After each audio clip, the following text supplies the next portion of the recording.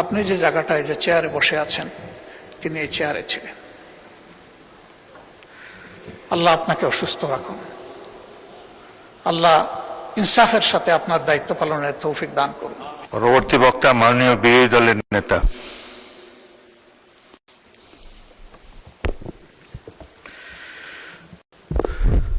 মাননীয় স্পিকার, আপনাকে ধন্যবাদ।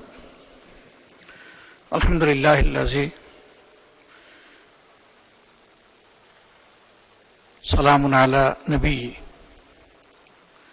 আউযু বিল্লাহি মিনাশ শাইতানির রাজীম। আল্লাযী খালাকাল মাউতা ওয়াল হায়াতা লিয়াবলুয়াকুম আইয়ুকুম আহসানু আমালা ওয়া হুয়াল আজিজুল গফুর। সাদাকাল্লাহুল মাওলানাল আযীম। আজকে একজন মহান ব্যক্তি, যিনি ৬ বার এই পার্লামেন্টের সদস্য নির্বাচিত হয়ে জাতীয় গুরুদায়িত্ব পালন করেছেন, যিনি মহান পার্লামেন্টের স্পিকার ছিলেন, যিনি অস্থায়ী রাষ্ট্রপতি ছিলেন,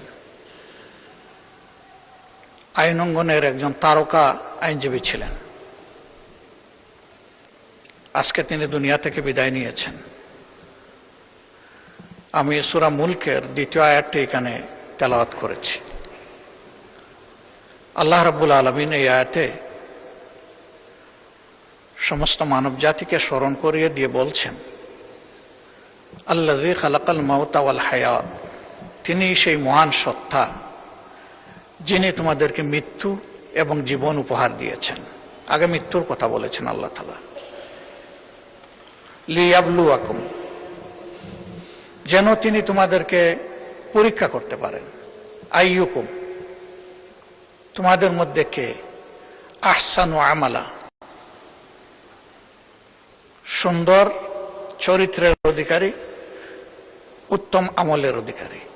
ওয়া হুয়াল আজিজুল গফুর, যারা স্বয়ং সৃষ্টিকর্তাকে অগ্রাহ্য করবে তাদের ব্যাপারে এই মহান সত্তা বড় কঠোর, কিন্তু যারা তার অনুগত হবে আল্লাহ তাদের প্রতি খুবই দয়াপরবশ। এই আয়াতে আল্লাহ তাআলা আমাদের সকলকেই স্মরণ করিয়ে দিয়েছেন যে কোনো উদ্দেশ্যহীনভাবে আমাদেরকে তৈরি করা হয়নি। উদ্দেশ্য একটাই, ভালো কাজ করা। আর ভালো মানুষের পরিচয় আল্লাহ নবী বলেছেন, খায়রুন নাস মাইয়াউন নাস, মানুষের মধ্যে সেই উত্তম যে মানুষের কল্যাণে লেগে থাকে। আমি এই মহান ব্যক্তিকে গভীর শ্রদ্ধায় স্মরণ করছি।